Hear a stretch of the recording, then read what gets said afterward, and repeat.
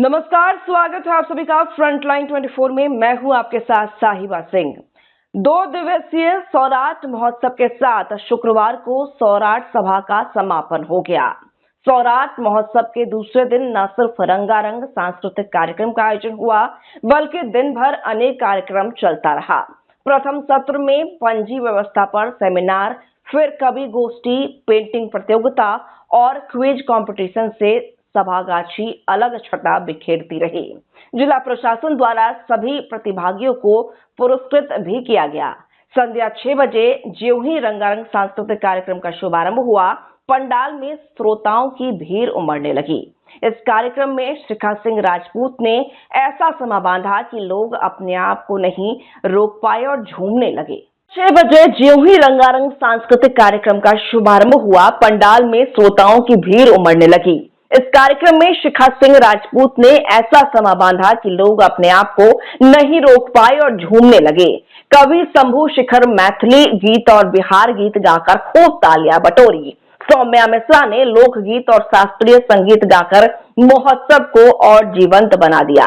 वहीं जूली झा की प्रस्तुति युवाओं में जोश भर दिया। इस तरह दर्जन भर से अधिक स्थानीय और बाहरी कलाकारों ने एक से बढ़कर एक प्रस्तुति देकर श्रोताओं को मंत्रमुग्ध कर दिया। उद्घोषक मुस्कान झा और राम सेवक ठाकुर ने 2 दिनों तक अपने उद्घोषणा से श्रोताओं का भरपूर मनोरंजन किया। सभी कलाकारों को जिला प्रशासन की ओर से पाग, दोपट्टा और प्रतीक चिन्ह देकर सम्मानित किया गया। सौराठ सभा के अंतिम और महोत्सव के दूसरे दिन खासकर सांस्कृतिक कार्यक्रम में लोगों की भीड़ उमड़ती रही। सांस्कृतिक कार्यक्रम देर रात तक चला और पंडाल में श्रोता डटे रहे। विश्व प्रसिद्ध सौराठ सभा पिछले 2 दशक से अपने अस्तित्व पर खतरा देख आंसू बहाता आ रहा है। महोत्सव के कारण इस वर्ष फिर रौनक लौट आया।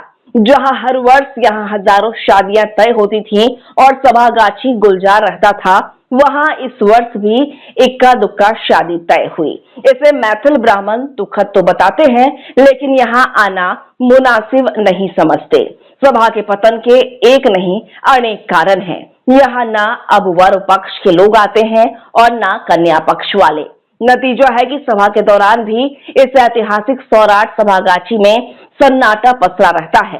हालांकि मैथिल ब्राह्मणों के इस धरोहर को पुनर्जीवित करने का प्रयास हर वर्ष होता है, लेकिन हालात बदलने के बजाय और बिगड़ते ही जा रहा है। इस वर्ष बिहार सरकार भी इस सांस्कृतिक धरोहर को जीवित रखने के लिए महोत्सव का आयोजन कर एक नई पहल की है, जिससे लोगों में उत्साह जरूर है। इधर सौराठ सभागाछी को पर्यटक स्थल बनाए जाने की भी मांग उठ रही है। अगर बिहार सरकार इस प्राचीन धरोहर को पर्यटक स्थल घोषित कर दे तो मैथिल ब्राह्मणों के लिए यह वरदान साबित हो सकता है। इतना ही नहीं, सौराठ सभा वैवाहिक स्थल सुरक्षित और संरक्षित भी रहेगा। जो भी हो, सौराठ सभा महोत्सव शुरू होने से लोगों में बहुत खुशी है। हालांकि इससे सभा का मूल स्वरूप बदल गया है। फिर सरकार का यह कदम सराहनीय है। मधुबनी के डीएम आनंद शर्मा और एसडीएम चंदन झा ने कम समय में इसे सफल बनाने के लिए बेहतरीन प्रयास किया है, जिसकी सर्वत्र प्रशंसा हो रही है।